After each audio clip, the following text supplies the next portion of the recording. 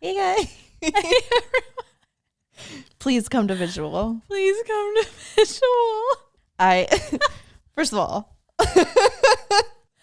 oh my God. I can't, for those of you on visual, I can't move at all because I am in a full leather suit. No, head to toe. Head you guys, to like, toe. Please, My if you're neck on can't even audio, move. pull over on the side of the road. Just go to YouTube real quick. And I'm God. I'm in a corset. Remember Leah's interview with Call Her Daddy? That's me right now. Yeah. Just like In the corset, hunched over. she's sitting on a pillow to help. I need a little bit. pillow so my hips aren't at a 90-degree angle because I have this fucking corset on and it's digging into my hips. And on top of it, so we got all ready. Kristen's going out a little earlier than me and I don't have anything to do until like 9:30 and it's 5. So I'm going to be just like sitting in the apartment like this because I can't take off the corset because then I'm not going to be able to get it back on, which also means I'm not peeing for the next 12 hours. You might get a UTI. I have a great bladder though. Yeah, that's true. You do. I can go full flights without. Yeah, you were good at that. You're really embodying like Gotham right now. Like you're in your apartment, dressed, ready to fight crime. Like, Well, I am the crime. oh yeah. Yeah. Well, I'm ready to get out there. you're ready to go fight crime. Oh my God. Sorry, my nose is running right now, guys. I'm gonna be sniffling this whole time. On the contrary, I'm a Dallas Cowboy cheerleader, and this costume means a lot to me. This costume is something I have wanted to be for real, and I've wanted it as a career, or I did want it as a career. And then I've wanted to do it for Halloween for years. It's just really hard to find like a good true one. Yeah, because like even if you're a veteran on the Dallas Cowboy cheerleaders team, you don't even get to keep your uniform each year or like whenever you retire or anything. So there's really no real uniform available for purchase, which I think is actually like really Makes cool. sense. I think it's cool that they do that. But this is like the closest one I could find. The shimmery sleeves are just not it. Are they not shimmery? No. They're solid blue? They're blue and they're just like better. They shoulder a little bit more. Like, Yeah. I mean, it's a perfectly made. It's tailored to each one of those girls' bodies. Like, definitely not this. So I found this on Poshmark and I got it. It smelled really bad. So I washed it and I don't know. I feel like the sleeves are like kind of short. Like it's. Oh, did it shrink? I think they were just short to begin with. Yeah. And the thing with cheerleader costumes, you like type in cheerleader costumes and all you see is like cowboy renditions. Yes. So they're all just like slightly tweaked versions of a Cowboys, real, yeah, Cowboys cheerleader. But I mean, is this crazy? This whole episode's gonna be really hard. No, yeah, but you're right. Like they have to like tweak things for obviously like copyright purposes and whatnot. So this definitely is not slightly true at all by any means. You see, there's something on the belt, like a little brown thing. I don't know. Oh, she poop in it? She pooped in it. And then I got these white shorts off Amazon, and then I just took the belt that came with the other bottoms that came with it. It works. It works. I know what you are. And that's all I ever want. That's all I ever want. I hate are. costumes where you can't tell what people are. Yeah. I don't want people to look at me tonight and think, oh, she's a cheerleader. No. Look at the hair. Look at visual. I don't know if my eye makeup shows up at all, but I'm glittering. So much eye makeup right now. Like I feel really uncomfortable. I thought I would feel more comfortable once I put this all on. You look comfy. What I would do to be in that costume right now. No, I'm comfy as far as like physically. Like the like these tights are really nice. Like I'm comfy, but I thought like the little girl in me thought like when I put it on I was gonna feel this like mental, like when women put on their wedding right, dress. You're like, this is what I've been waiting for. I put it on. I'm like, yeah, I definitely am super glad I didn't go down this path. No hate to Dallas Cowboy cheerleaders. It's but you would have just been so uncomfortable. I feel way too like girly right now. Like they're very feminine. I feel uncomfortably feminine right now. Well, you look pretty. Thank you. I don't look like a 2-year-old trying to dress in like her mom's makeup and shit. No. I think you're just not used to it. Do you want to stand up and do a cheer real quick? No. I think you should. No, Alex. It's okay. Okay, but you have to do a cheer at some point. I will cheer in tonight. Because so many people are going to walk us and be like, yeah. you know, the cheer, the VV victory for var. That goes to the beat of Thunderstruck too. Okay. So I have 2 versions I could do. So I don't get Are you going to play music? I could. Yeah. Should I bring a speaker? Yeah. I gotta play it like on my phone. Like in a solo cup. Like when you. Ooh, my ears just touched something. Well, it's like I got new limbs. it touched the candle. Be careful. Oh. Anyway, yeah. Happy Halloween, Happy you guys. Halloween. It's freaking Happy Halloween In week. 2 days for you guys. And you know, I'm sure some of you guys might be listening to this hungover from your Halloween weekend, because it's that weird thing where it's on Thursday. I feel like half of us didn't know if we were going to celebrate next weekend or this weekend. But I feel like once Halloween is done, like it's done. You can't keep celebrating Halloween on November 1st. No. Like it's just, then it's Thanksgiving. It's so. officially holidays, Thanksgiving, Christmas come November 1st. I'm so already weird. seeing Christmas shit in stores. I went to Target yesterday or 2 days ago, and it was like Full Christmas. I was looking for the Halloween things, and it's in the back of the store. That's so wild. And in the front was like Thanksgiving, Christmas. Yeah. My God. I feel like it looks like I'm not interested in our conversation because I'm not moving. Yeah, no, but I swear I am. I can feel it. I can tell. You don't need to move. I don't want you to strain. Or and I'm like or, leaning away from you. If someone was like analyzing our body they don't chemistry like right each now. other at all. I know, and I'm even kind of like, because I'm like trying to keep my hair in one spot. I'm really uncomfortable. Oh my God, so bad. These costumes were not to be podcasted in. No, Catwoman did not think like, oh, can I sit in this? Hey, can I record? Am I going to be able to record on this? I love that I'm in New York City though. Yes. Being Catwoman, because I mean it's Gotham. Yeah. I'm in Gotham. Chicago natives would argue with that. Well, fuck them, right? I'm just saying. Just the messenger. Don't shoot the messenger. I'm just a cheerleader. I'm just a cheerleader. Wait, you should do that TikTok trend. I'm not really having a lot of fun out tonight. Oh, And yeah, like, actually, I'm having a lot of fun out tonight. I'm having a lot of fun tonight. That reminds me of my niece, because that's kind of how she talks. Sorry, it was a big sig on Sarah. But then it also reminded me, Ollie broke his hand. Oh no. How? No, not basketball. He was chasing a soccer ball or something. I think he just like fell on it. Oh no. So everybody keep my nephew in your prayers. He broke it. He's literally like 11. He's supposed to break his hand. Fine. He's probably so stoked to have a cast. Oh, he sent me a picture just like. Yeah. What color did he get? Guess. Pink? No. Oh. I thought that too. Yeah. Blue. Okay. It's like, wow, it was very like I feel like that's predictable of you. yeah. Right? Yeah. But unexpected at the same time. I would think he would I would do think pink. pink. Yeah. Oh, fraud. Tell him I said that. Maybe I'll just go while you're out. Maybe I'll just go out on the town and like actually pretend like I'm Catwoman. No, I was thinking. Go steal stuff, please. Okay. Go steal something. Go like steal like a Ferrero Rocher from the bodega. You know, they have like the singles for I did like that 50. last Halloween. Yeah. Was that Halloween? No, but you New did do Year's. that. Whatever. Yeah. We were buying something and you just like grabbed it. It's okay. Do that The right guy now. loves me. Like you need to do a crime. I will do a crime. I was already thinking I'm going because I'm meeting my boyfriend down in Soho. I'm gonna take a city bike down there. Are you sure? Yeah. Why not? You think you can?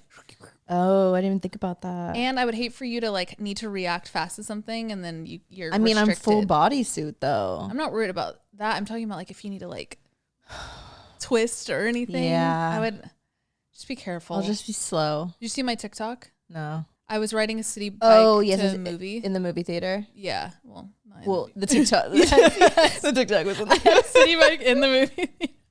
Oh, yeah, I did see It that. is a crazy story. It's on my TikTok if you want to go What listen. did I'm not you gonna see? rehash it. We Live in Time. Oh my God, what is it? So good.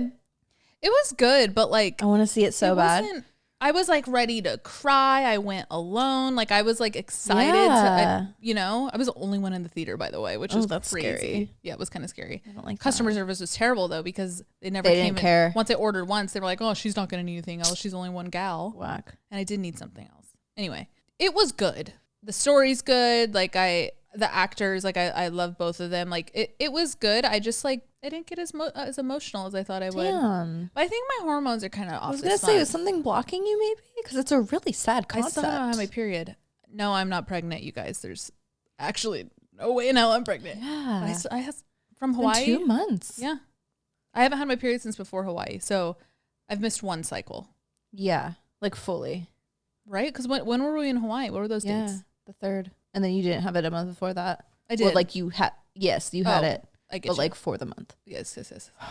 Yeah. So anyway, you think, I don't know, if I was about to start my period, I guess maybe I would have cried more. I did cry, actually, like 3 times. It's just, I didn't sob.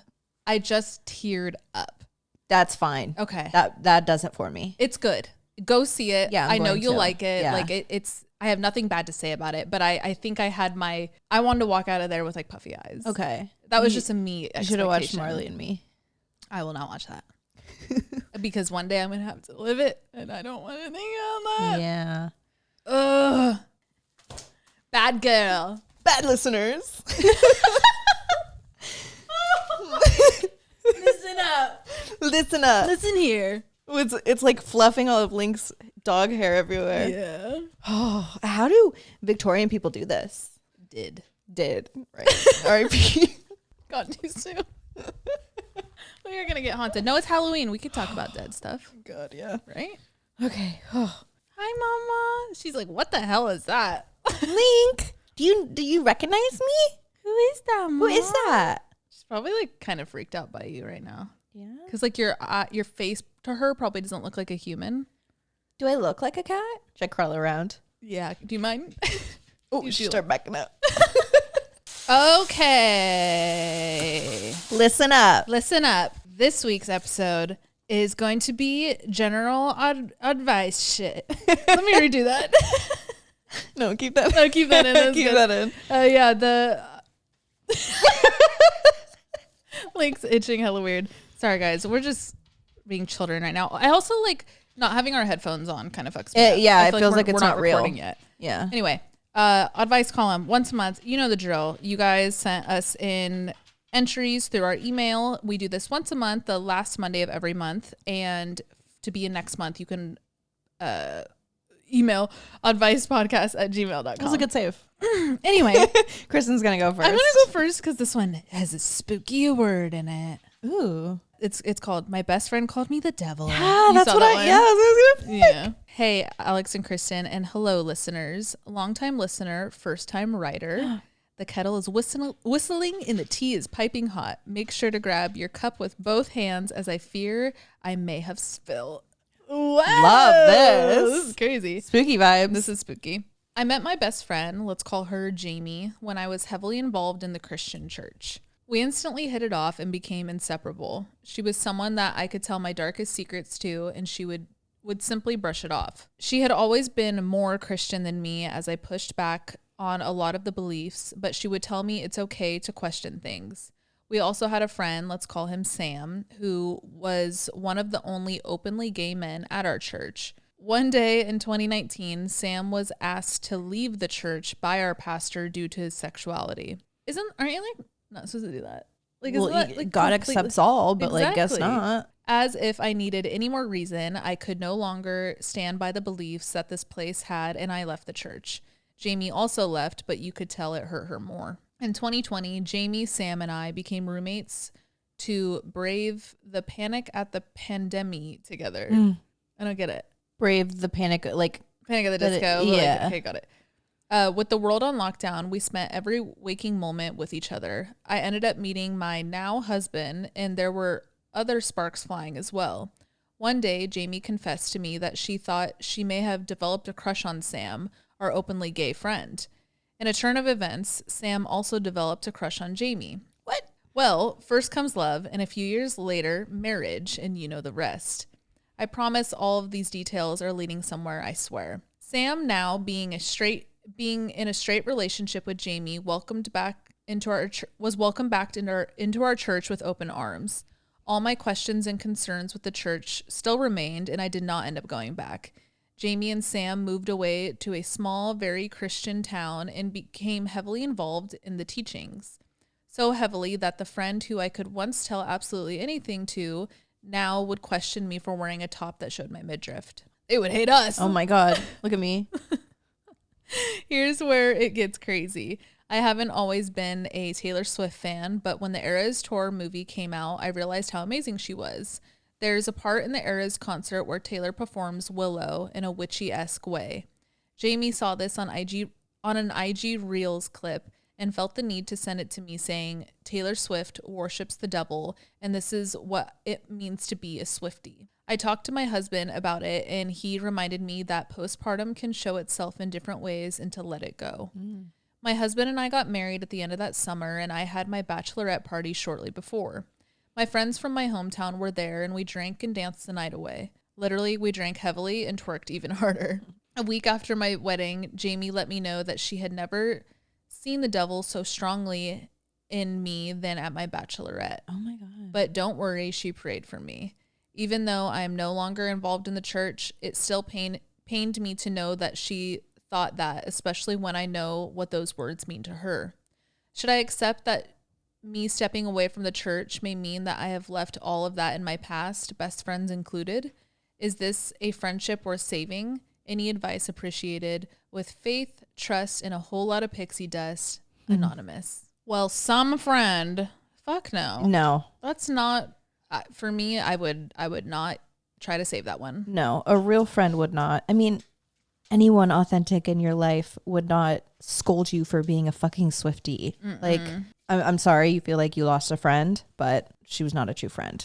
Yeah, at all. like, I'm cool with my friends and I having different religious beliefs. Yeah. But like when you let it get to that point where you've like villainized me and like projected them onto me, then like then you step away from the friendship. But you don't need to like call me the devil, or you don't need to pick out what you don't like about what I'm doing with my life.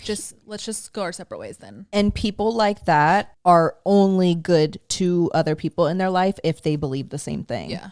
Which religion like that really fucking irks me, because it's so blind. It's so hypocritical. We won't get into it. We'll leave that there. But I think we can. It's for the better. Yeah. 100%. Her being out of your life and him too, which that whole situation is questionable. Yeah. Like I hope it's authentic, and I hope Sam is really with her because he loves her and all of the things, but it is better that you guys are not in each other's lives anymore. Okay, this next one is called SOS. His dick is small. Oh, I saw that one. I was going to read that next too. I love you, queens, and I need help. There are kind of two parts to the story, so I'll make it fast. Basically, I was in a situationship for 9 months. I was down bad for this man and was waiting for him to ask me to be his official girlfriend, since he said he was almost ready but not quite. I definitely got let on for 9 months, only to get dumped over the phone by him. He sucks, but the sex was incredible. Best sex I've ever had by far, and his pee-pee was huge. Okay. Obviously, that's not the only thing that made it good, but it was a factor. Pretty soon after I got dumped, I started going out with the hot guy I met at the gym. It turns out he's more than just a pretty face, and he's so supportive and kind and sweet. He even goes to therapy.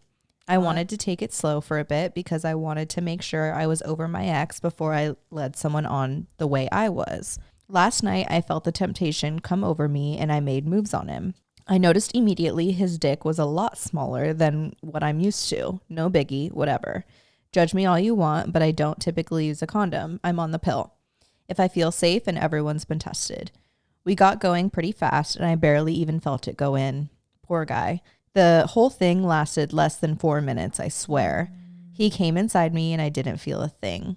I'm used to like 3 or 4 rounds of 30 minutes each, which can be a lot. So having it go down to 5 minutes was pretty jarring and honestly made me miss my ex. What do you think I should do here? Do I wait for it to get better? How do you help a man lengthen his stamina? The small dick thing I can't change, but as long as we have motion in the ocean to compensate, it shouldn't be a problem. SOS, I miss my ex's dick bad. Sent from iPhone. Oh, sorry, sent from phone. I don't know any type of phone that would just say sent from phone. Interesting. Maybe an Android. This is a tough one because you're right. You can't. I want to know his demeanor after you guys had sex. Was he like, oh yeah, that was fire? Or like, that's a good point. You know, that's a good point. I think you need to read what his demeanor, or like if you know, or if you need to like try again to see how his demeanor is, because if he thought it was good, maybe that was his sex, like that was his sex appeal and sexuality during the act. Yeah. But if he also read that you didn't quite enjoy yourself, maybe there's a conversation that can happen there later on down the line where you guys match up more sexually. I don't know. It's a tough one because you're right. Size doesn't always matter. No. It is all about rhythm and motion in the ocean. And it's honestly one of the smallest factors when it comes to Literally. Yeah, literally. Pun intended. Yeah, I don't know. Maybe feel it out like a couple more times. See if he's aware of how you feel about it. But I think if he enjoyed himself, then it might be a lost cause. I wouldn't completely throw away the situation yet. And you said it's making you miss your ex. I get that, but just know your ex isn't the only person with a big penis. So let's not go back to the ex for this reason. That is, I just want to make that clear that we don't advise that. No. But yeah, I think see how it plays out. I think Alex's point of like seeing how he felt about it, like if that was like such good sex for him, then yes, your thresholds are just they're different. The bars are different. The bars are set differently. But if not, sex can also be something where it's communicated over time and you can kind of like work on it together. What about next time? Yeah, you tell him what you want. Or like, let's give this guy the benefit of the doubt. Like, what if that was the first time he had sex in a minute and like his endurance is low? Because that's also a thing for men too. Like, good point. If they haven't had sex in a long time, like, of course they're gonna fucking come in like 2 minutes. Don't throw it away yet. Keep us updated. But like, I think a lot of people will relate to this entry. Oh yeah. Okay, next entry. It's titled, "Do I tell my best friend's boyfriend that she has another boyfriend?" Oof. Hi guys, I'm a big fan of your podcast and have been listening to it regularly since my friend told me about you guys a couple months ago. Shout out your friend. I listen while I'm getting ready, driving safely to work and cleaning my apartment. This is the first podcast I've ever actually enjoyed, so thank you. I'd love to say anonymous. Okay, let's get into it. I have a complicated situation and I'm not sure what I need to do. So I thought I'd reach out, especially because it's sort of juicy and I know you guys love to hear and help with the tea.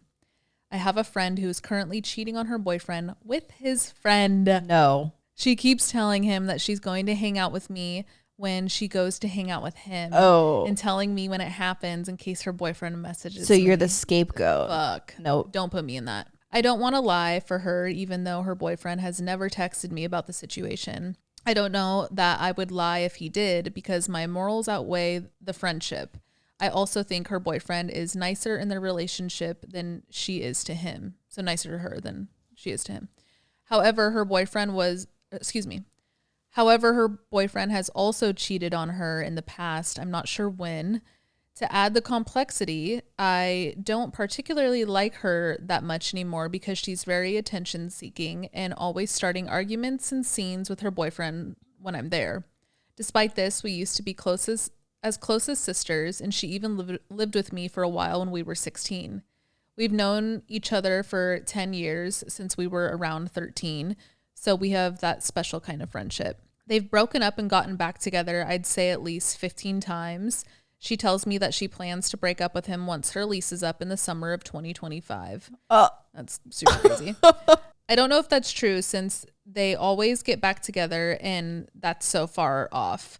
She broke up with him the other day and it seems like they're back together already. I think because a couple years ago they had a baby they had to give up for adoption, they feel that they need to still be together. But that's a whole other story. As well as the fact that she has no place to live or go yet if she does decide to leave him. I'm torn about whether to intervene or stay out of it, given how long I've known her, but also all the details of it that are so far against my moral compass. I would never cheat and have never been cheated on, and I also want to follow girl code. It's probably none of my business. I just hate how she's telling her boyfriend she's with me, and it makes me nervous because I don't know what I'd do if he did message me. I also feel bad for him, even though I know he's cheated. Do I tell him? Should I tell him if he asks? Should I do nothing? Any advice you have would be greatly appreciated. Thank you. And then you said, little update and clarification. My friend told me that she is broken up with him, but told me he thinks that they're on a break. Yes, like the Friends episode. She wants me to come meet her new man for a Halloween event in a couple weeks. Is it the friend? It's probably The one. Oh, I don't know. New man. I don't know. Let's see. And I kind of want to for the tea, but I also don't condone what she's doing and how she isn't communicating with him. Thanks, girlies. So it probably is the other one. Yeah. I'm kind of getting that vibe. Regardless. Here's the thing. This is so bad. Here's the thing. Would he actually do anything, or would he quote unquote care if you did tell him? I feel like you're the only one hung up on the situation, unfortunately. Like I feel like we're definitely on your side of the moral fence here. Yeah. And I see your dilemma, but they're in their own toxic cycle right now. And for him to have cheated, they break up constantly, get back together constantly. They like what they're doing. They're doing it, and Let they're going to them do it just regardless. Yeah. You know? I think what I would do in your situation, like given what Alex just said, because I fully agree, is now just protect yourself and let her know, hey, don't say use you're at my someone name. else's house. Yep. I don't want to be in this. And if she pushes back, just be like, you know what? Like, Pull, like, even do what say, you want to do, but just say someone else's don't name. involve Don't put this on me where if he does message me. Right. Yeah. I think that's a valid boundary for you to have. Yeah. That's so fucked. I don't know. And you even said in the entry, like, your morals outweigh the friendship. So just let them keep doing what they're doing. Don't involve yourself. No, there's only so much you can do. It is hard to see like a friend go through that. Like I can only imagine what that's doing. You said since you were 13 too. Yeah. Like it's hard to watch people you love like make decisions like that. Oh my God. But you just have to let them. Yep. And that's okay. Okay, here's the next one. It's called I'm Married to a Gambling Addict. Hey girls, love the podcast and your ability to offer perspective on different life situations. Maybe you could provide some perspective on my situation. Please keep anonymous. This one is long and somewhat written as diary entries, as I missed the last Oddvice entry period.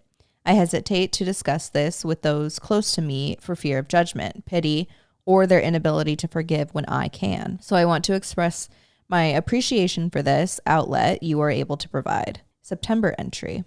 I've been married to my husband for 1 year now, together for 5. It's been mostly great, and I've had so much fun in this relationship.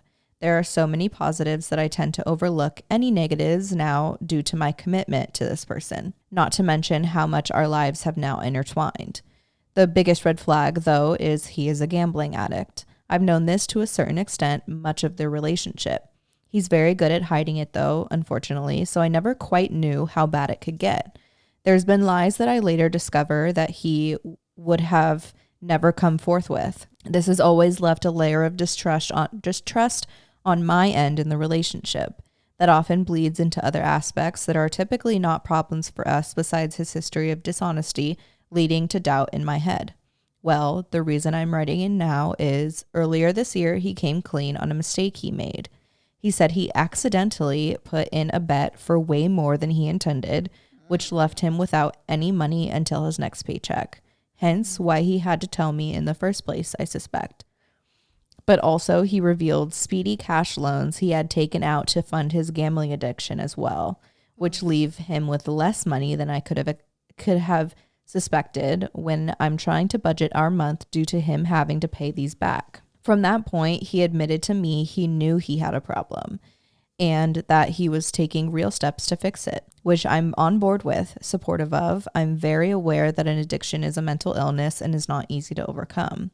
So he deleted his FanDuel app, told me he requested to be banned from it to resist any temptation. He was also in multiple Facebook groups for betting as well. He said he would leave.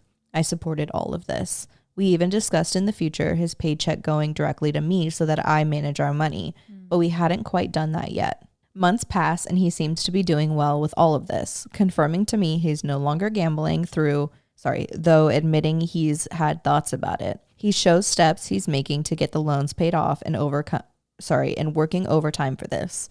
Well, what a slap in the face when I discover he has been betting on FanDuel still and lied to me about where he won free NFL tickets. He told me it was from his work, a long, drawn-out lie which I struggle to believe as this is my husband, my partner, who I share my life with and want to trust with all my heart. He was honest with his friends, though, who he invited to go with him, which I saw in a message.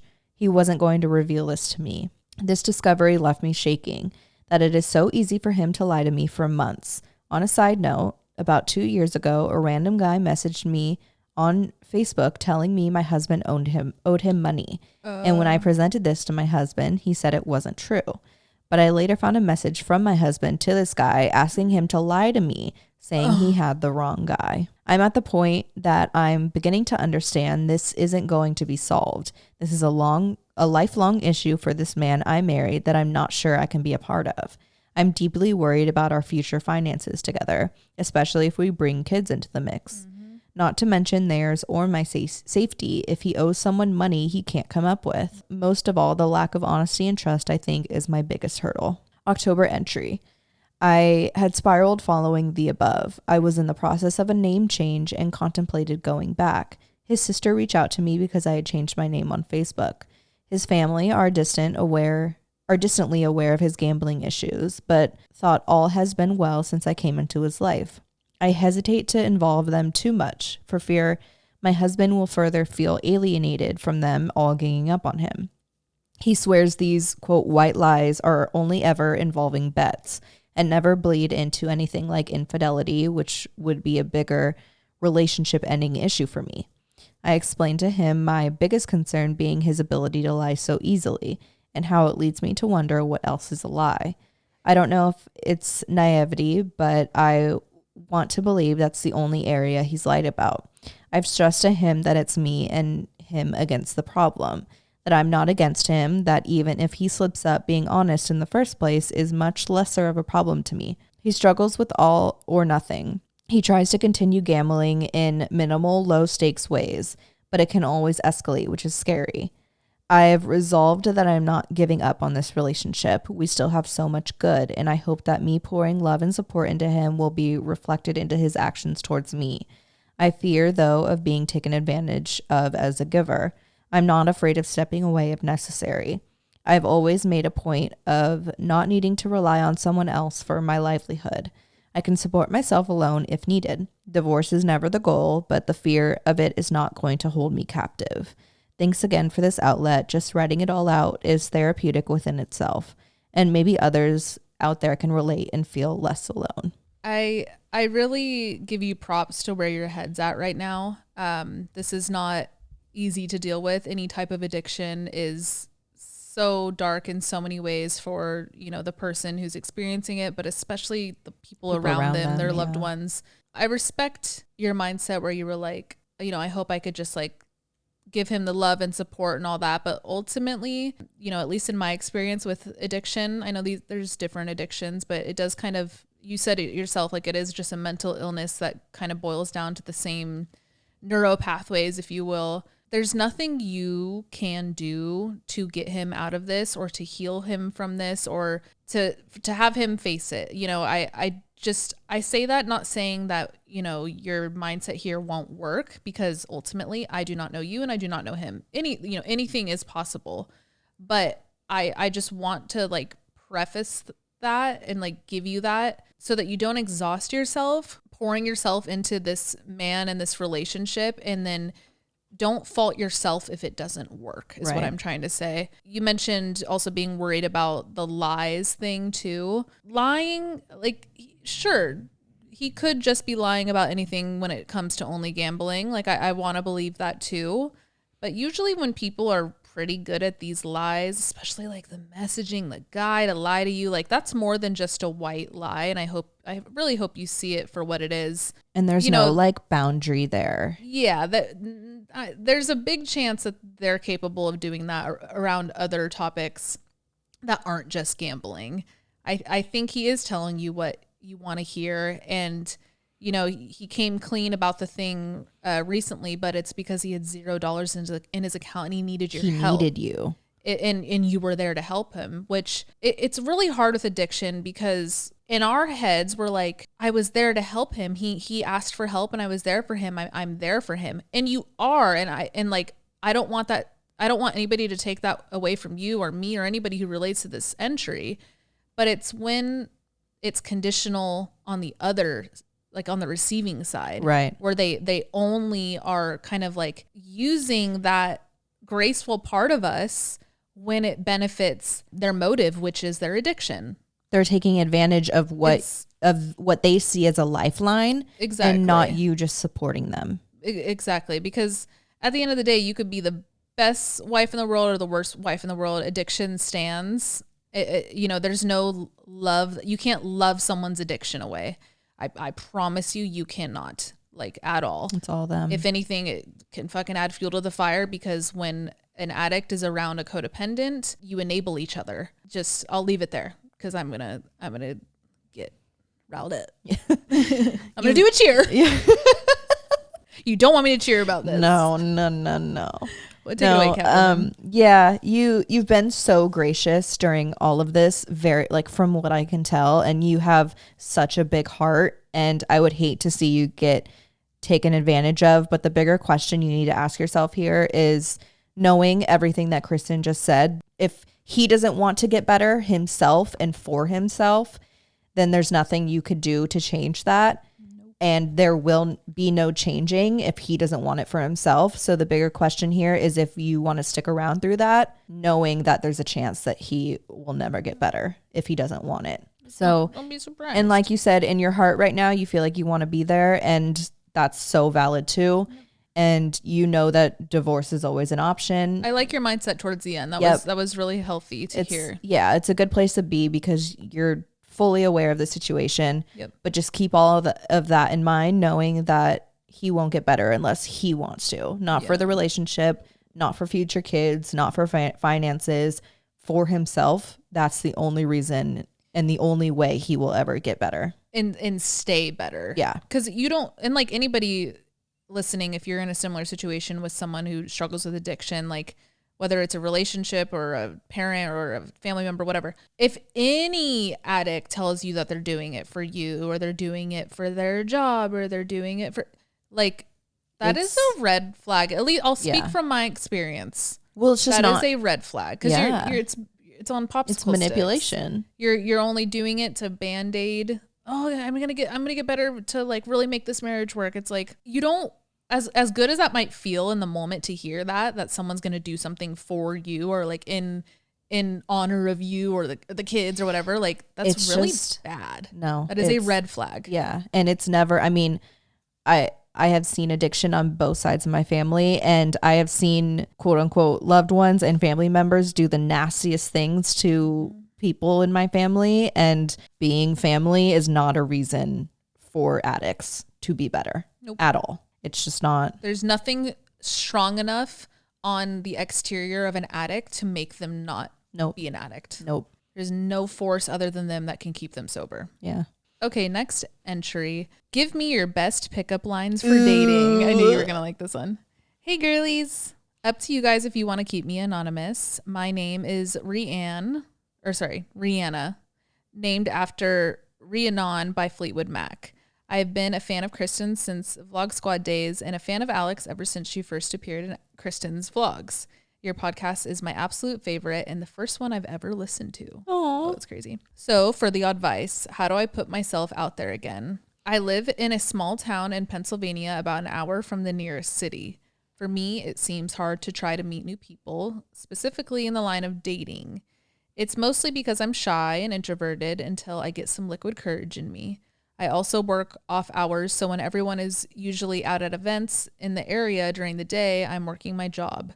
Any of the bars in my town are more of an older crowd with a sit down and just drink and talk to people atmosphere, whereas I like more of a dancing and club vibe for a bar. Anytime I go to events down in the city, I usually only see guys with their significant others, or I can't work up the courage to talk to them.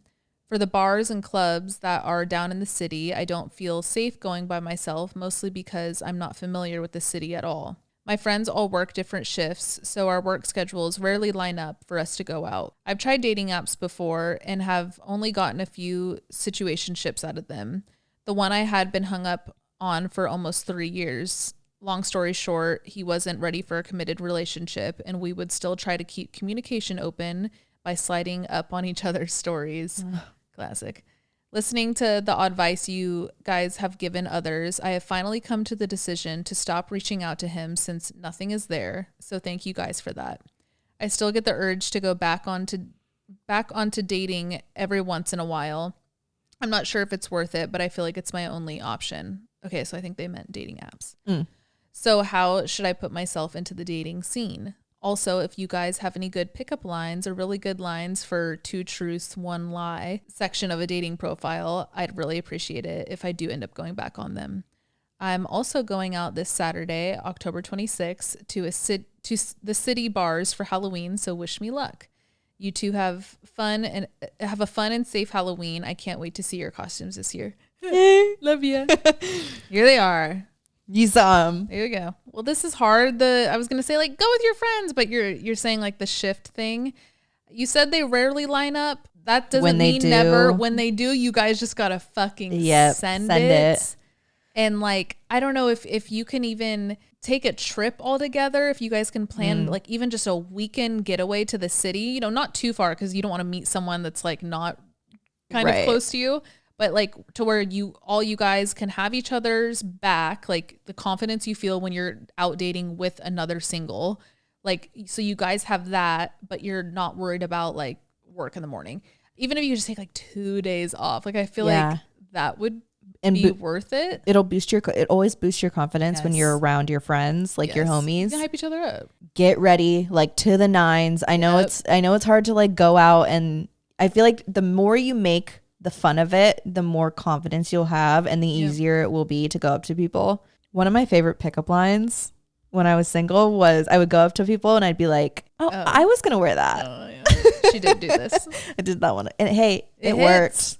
I was the type to be like, use that tonight because of Halloween. Oh my God, please. I was gonna be that. I think that's where it came from. Oh, it did. Oh, really? We were at Kian and JC's Halloween party, and I did that to the guy in the spacesuit. Yes, I do remember. And that. I remember coming up to you after, because me and him ended up having like a 30-minute conversation. I love that. Great guy. But I came up to you after, and I was like, I think I have my new pickup line. That's so good, and it works. So works. Yeah, I'm for sure. Yeah. Use that tonight. And it just like breaks the barriers. They laugh because at first they're like, wait, really? And it's like, this is my favorite jersey. Like, you like this team too? Exactly. You catch them off guard. And that's the number one point. You want to catch them off guard because any like cheesy pickup lines that everyone else says, or even just like rehearsed in our head. Hey, bat my eyelashes. Like it's all been done before. You want to catch them off guard, make them question themselves. Yep. And then, you go in with the normal conversation. Yep. But that was my favorite. I feel like you were thinking of something else. Nope. Oh, it was that one. It. Yes. Yeah. And on dating apps, you would use Hey Cowboy. Yeah. Hey Cowboy. Remember that was a thing for a minute. That got me a couple good situationships. I don't really do pickup lines, but I love them. I guess it's not my approach. Like I don't know. It depends on like what that person's the situation doing. too. Like, right. If they're like standing at the bar, I'll walk up to them and like lean in like the same way that they're leaning. And like, I just thought of a good one. I'd be like, wait, can I have a sip? Yeah, that's a good one. Can I try your drink? Yeah. Catches them off guard. Right. That's a good. Yeah. I don't know. I feel like I always go to like commenting something, like always compliments, of course, but like about their outfit, or like I don't know if there's like a certain song playing. Like I always like, instead of like fully walking up to a person right away as like your first like meeting, across the bar shit. I love across the bar shit. Yes. So if I always say like try and do that first, because then you could be like, come here. Yeah. Oh, I've done that before. I remember the guy at Common Ground. Yes, exactly. Eyes across the bar the whole time, and I was going, come here. Come here. And that shit worked. I was making out with him like 20 minutes later. Yeah. It was a really funny guy. Yeah. Really good guy. Yeah, it was really good. Yeah. Last weekend, there was this guy, he like kind of stepped away from the crowd. You could tell he was just like going, I don't know if he was like checking on a friend or whatever, like just going on his phone, like sitting in the corner for a second. And I was with Liza, Leanna, and Rachel. And it was either Rachel or Liza. I don't remember which one, but they were like, excuse me, what are you doing? A great one. That's a great pickup line. He pulled up next to us and, we talked. Yeah. So like, I think just like call people out. Like it doesn't need to be anything crazy. Like there's, I guess what I'm trying to say is there's no wrong way to do it. No. Don't like lead with an insult. And I think anything other than that, you'll be really good. Yeah. Hey, I don't know. I've led with insults and they've worked, but rude. not crazy, not like insulting them. Just hit like where it hurts. Your mom doesn't love you. You're adopted, right? look adopted. I've used that and it worked.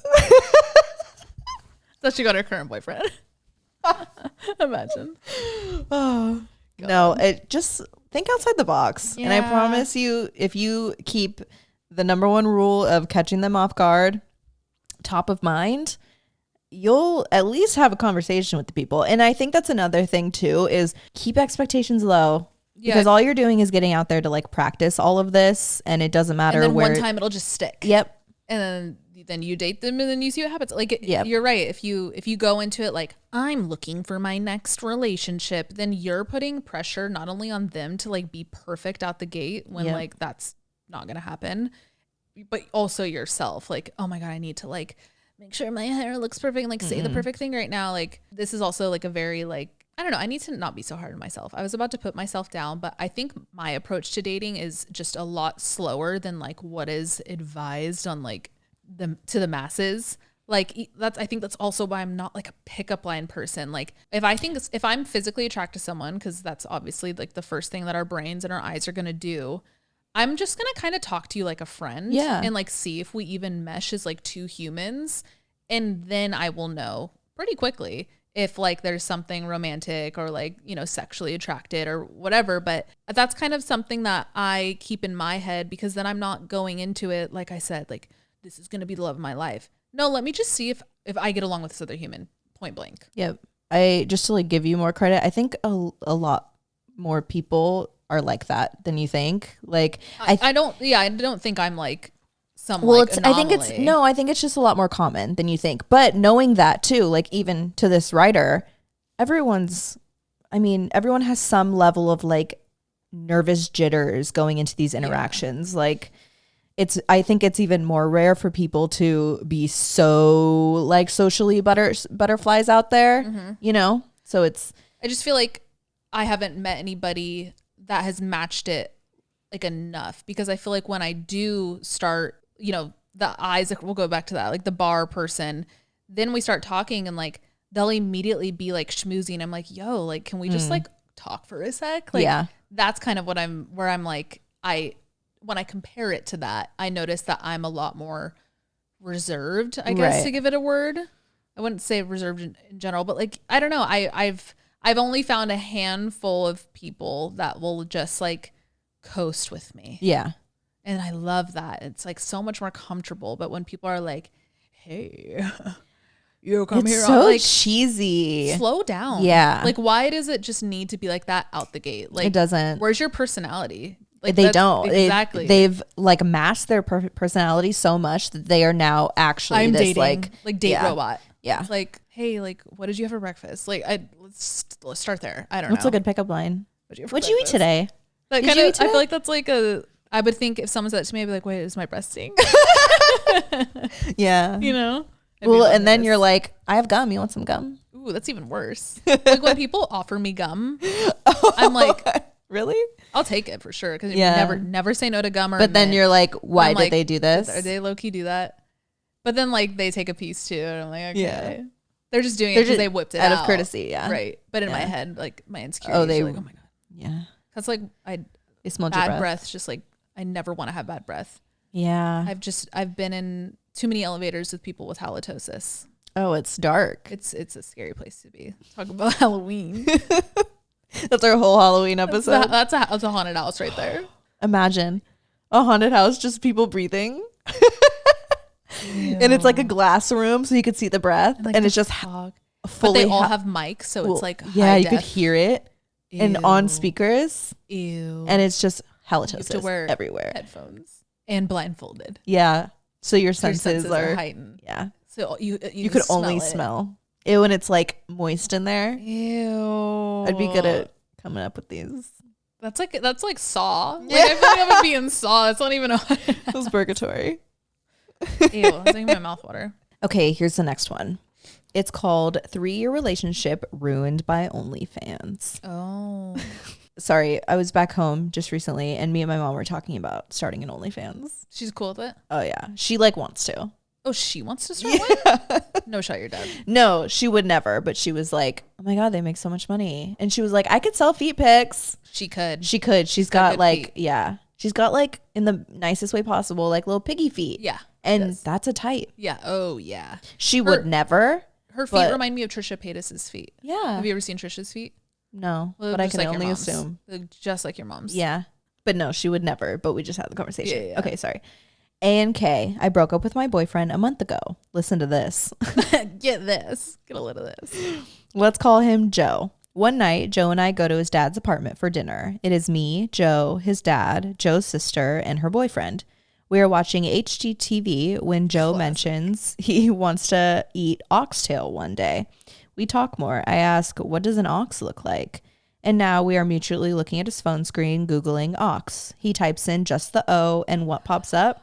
Dun, dun, dun. A suggested OnlyFans page. He continues to type the X and carries on the conversation as if we both did not just see what came up. He claimed later that he did not see it pop up. His first lie. I assess my surroundings. His family on either side of me and my brain moving at what feels like 200 miles per hour. I stay silent for 5 minutes. He notices my change in demeanor, asks if I'm okay. I say no. We excuse ourselves to go upstairs. I type in only the O in his search bar on Safari after asking to see his phone now that we're upstairs and just show him that, exactly what I saw. I did not press search.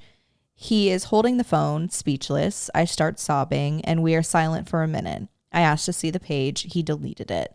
I asked him why. He said instinct.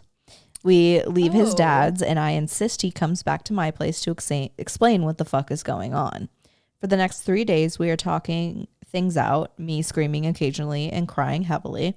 The thing is, you guys, this man has told me he has a porn addiction. I accepted him for it in the beginning of our relationship, but every time I asked about, quote, any updates, there are always nothing to report.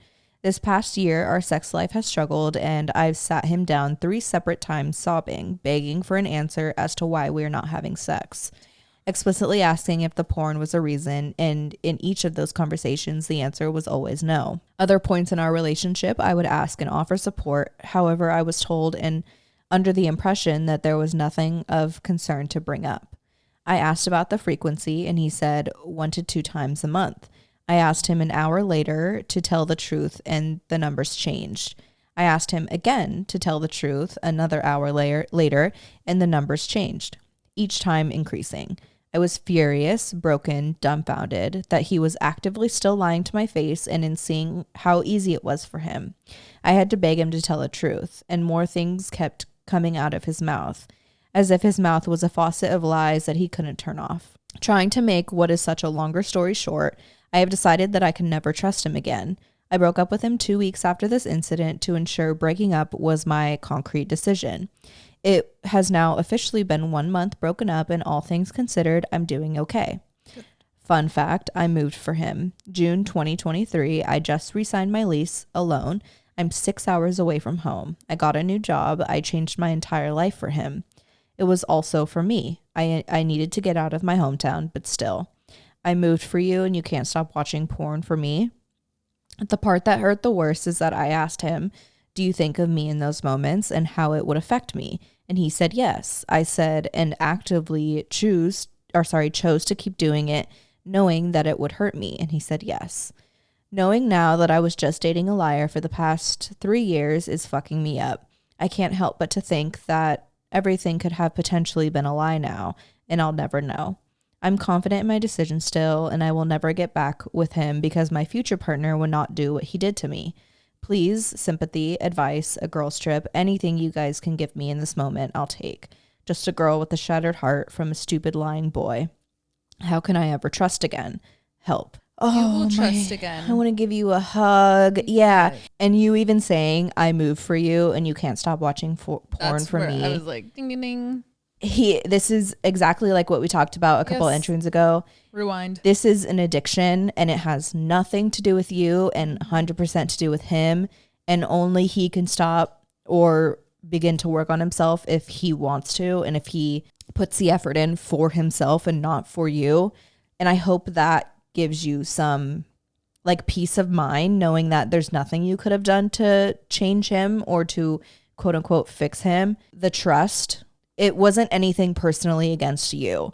So I hope that kind of like holds your trust together. Yeah. And I think you will slowly but surely find that you can trust other people. It was, and not to like dumb down the situation, but it was just his addiction. Yep.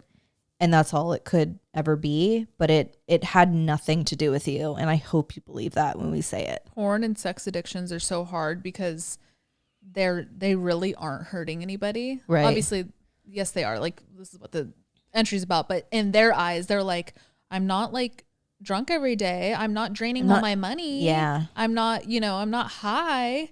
In their heads, they're like, I'm just like enjoying myself. Like, I'm just like masturbating or, whatever having sex with others, however it plays out for them. But yet again, addicts do not think about what who, what, when, or how their addiction affects the people around them. And that's where these lies are just going to keep stacking. And, it made me sick when you were like, the numbers kept increasing every time you asked him to tell the truth. Like it would have been a life full of that. Mm-hmm. And that might sound pessimistic, but it's a fucking pattern. It's a pattern. And addiction is a true disease. Yes. It would have just been a life full of that. And I wish him the best. And maybe this, getting out of this relationship will wake him up. I hope for, his own life, but no, that is no longer yours to worry about. And you did the best thing for you to get out of it. I know it hurts, but like, I think about the alternative here. Like let it hurt because, I don't know. God, I just don't want to get too riled up. And and I have faith in you because you got out of the situation. Yeah. You knew when to end it. You're out of it. You clearly have a good head on your shoulders and you know what you deserve. And you know that there's nothing you could have done to change him. So I feel like you're in a great place considering all things considered. And I just have faith that you're going to be okay.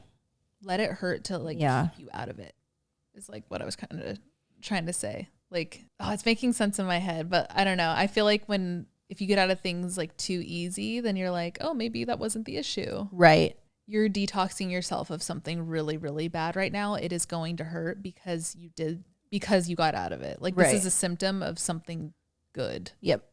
That's kind of what I'm trying to kind of totally. I don't know, it makes more sense in my head. Okay, this is going to be the last entry. The subject line is questioning a 5-year relationship, help. God, every single one of these were relationships today. Hi, Anon, please.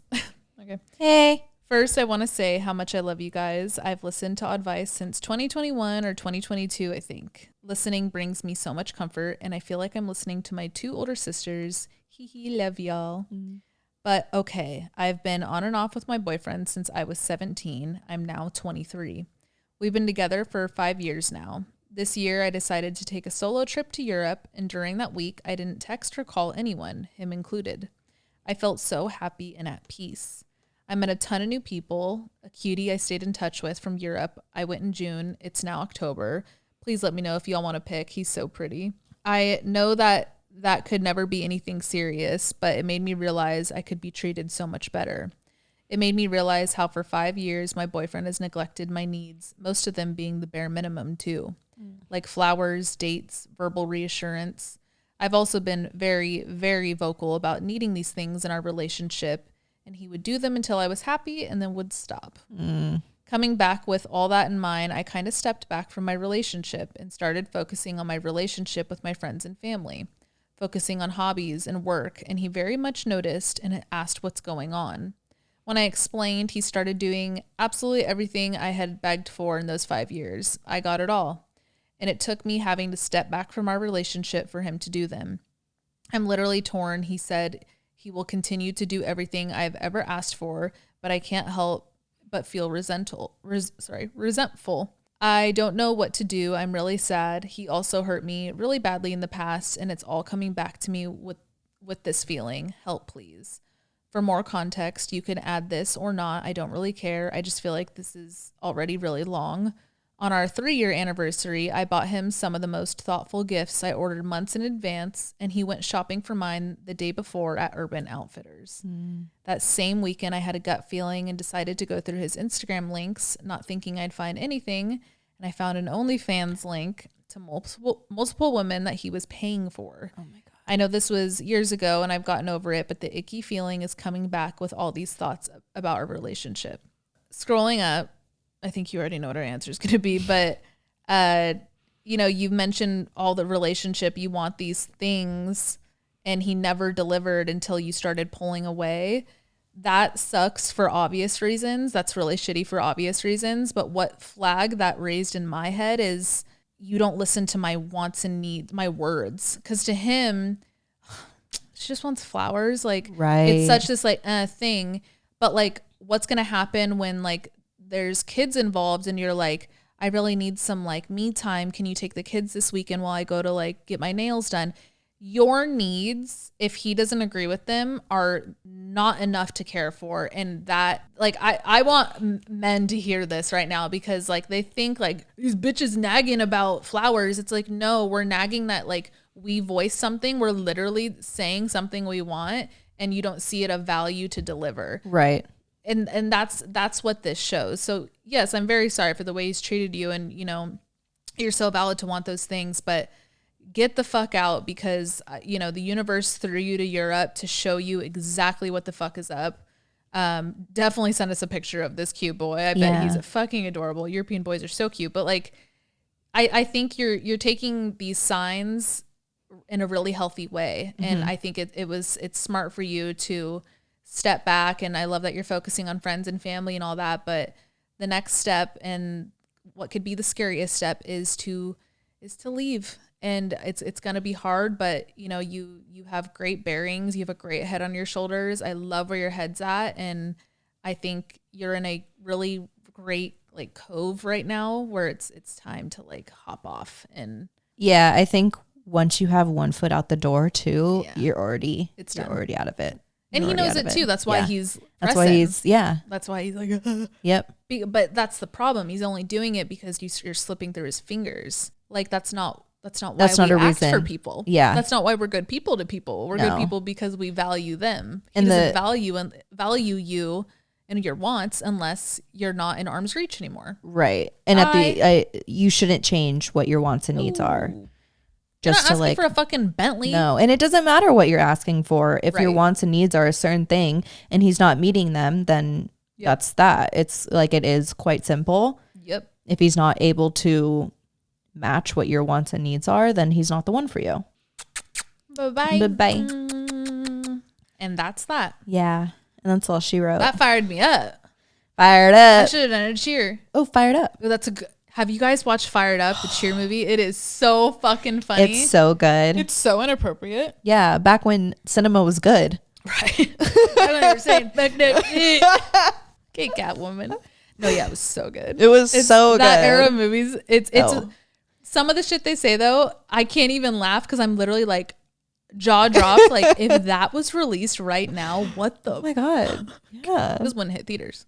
Oh, speaking of movies that hit theaters, this one that I watched recently that was not in theaters that should have been in theaters. Oh, Caddo Lake. Lake. I want to say Cato Lake. On HBO Max with Dylan O'Brien. So good. It is so good. It should have been in theaters. Yeah. It was so fucking good. And like it's not this crazy thing where you're like, I don't know where this is going. Like you'll know where it's going, but then the cherry on top, you don't know until it happens. No. And it just makes it 10 times better. Yeah. Woo! It's really good. I did have an inkling because I could spoiler alert. Well, spoiler alert, if you haven't watched it, jump forward. I always find I'm always able to pick out significance in specific characters, and the fact that the red hair was so vibrant That's true. for both characters, I was like, there's a reason they are both redheads. That's true. Yeah, and that I picked that up from the beginning, but I also had 10 other theories in my head because there's so many different avenues that you could go down when you're watching it. Yeah. So I did kind of I wasn't set on that, but then when it hit, I was like, okay, so that's what sense. it is. Yeah. Yeah. No, I didn't even think about that. So I did, and my dad is the one who picked up on them being in two different time frames. Because at first, there's no indicators. No. But then the phones come out. And Yeah. then the cars. I noticed the cars. The cars. Yeah. And he was like, this doesn't feel like they're the same time frame. And I was like, okay, now we're going somewhere. Yeah. Yeah. You watch that with everybody? Yeah. That's a good family movie. Yeah. It's one that's like I wanted to like talk out loud. Yes. But, Well, like, me and my dad were doing that. My mom was asleep. Oh.